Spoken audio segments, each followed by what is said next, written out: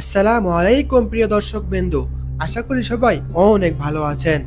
আজকে আপনাদের দেখাতে চলেছি তায়েফে আব্বাস লাইব্রেরি এবং আব্বাস মসজিদ এবং তায়েফের সেই ফলের বাজারটি।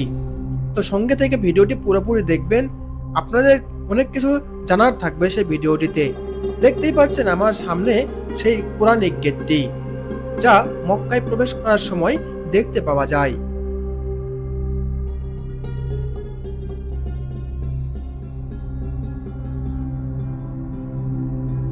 আপনাদের এত এত ভালোবাসা পাবো কখনো কল্পনা করিনি, তাই আমাকে আরো ভালোবাসা দিয়ে আরো বেশি ভিডিও তৈরি করার মতো সাহস যোগাবেন।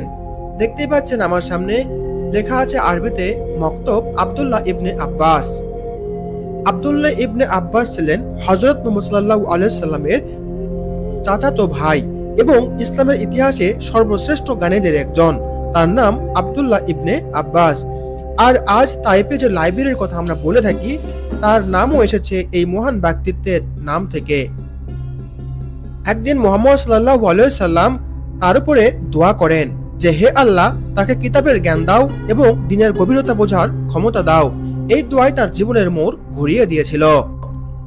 পরবর্তীতে তিনি কোরআনের ব্যাখ্যা ও হাদিসের গভীর জ্ঞানে এতই পারদর্শী হন যে তাকে বলা হয় হিব্রুল উম্মাহ, অর্থাৎ উম্মতের মহাজ্ঞানী। জীবনের শেষ দিকে তিনি তায়েফে শহরেই বসবাস করতেন এবং সেখানেই ইন্তেকাল করেন। তার সমাধি এখনো তায়েফের মসজিদ ইবনে আব্বাসের কাছে অবস্থিত।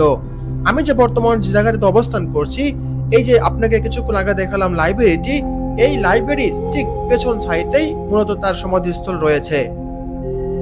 আর সমাধিস্থলের পাশেই রয়েছে আব্দুল্লাহ ইবনে আব্বাসের নামের মসজিদটি। এই মসজিদটি দেখতে এতই চমৎকার যে আপনি সত্যি অবাক হয়ে যাবেন।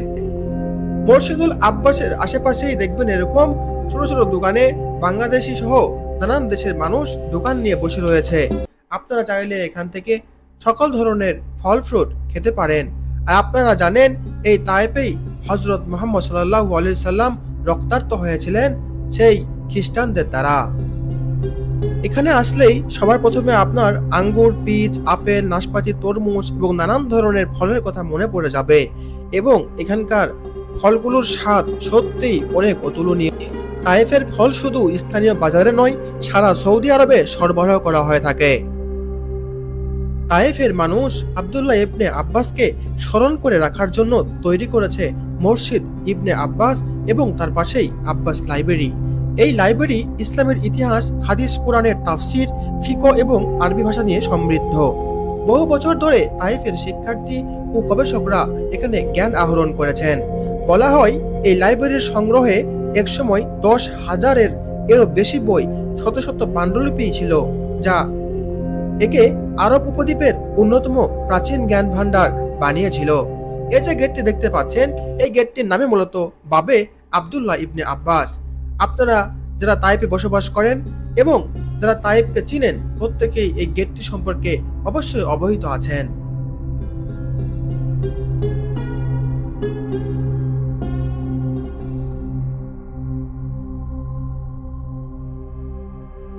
তায়েফে মূলত অনেক পর্যটক এখানে এসে বিশেষ করে তাজা আঙ্গুর ও ডালিম কিনে নিয়ে যায়।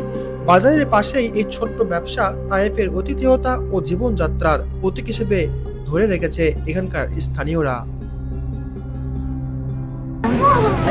আসসালামু আলাইকুম, দেশে নাকি ভালো আছেন? এগুলো দাম কত করে? 10 রিয়াল। 10 রিয়াল। এনে যা আছে সব 10 রিয়াল করে, স্ট্রবেরি 5 রিয়াল। শুধুমাত্র এটা 5 রিয়াল আর বাকি যেগুলো সব 10 রিয়াল করে।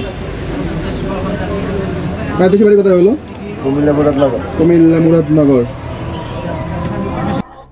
এখানে এক বাঙালি ভাই সে দোকান নিয়ে বসেছে।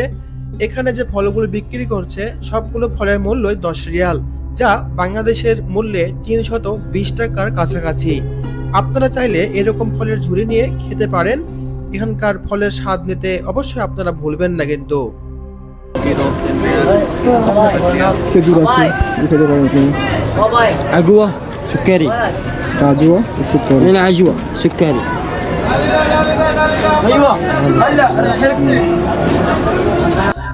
মসজিদ ইবনে আব্বাস ও লাইব্রেরির আশেপাশে আপনি শুধু ইতিহাসের গন্ধই পাবেন না, বরং পাবেন তায়েফের পাহাড়ি তাজা ফলের স্বাদও।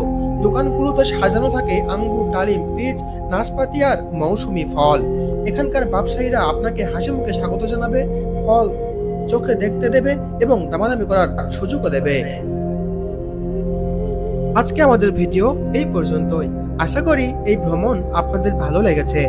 ভিডিওটি যদি ভালো লেগে থাকে তাহলে লাইক দিন, সাবস্ক্রাইব করুন এবং কমেন্ট করে জানান এই জায়গাটির ভিডিওটি আপনাদের কাছে কেমন লেগেছে।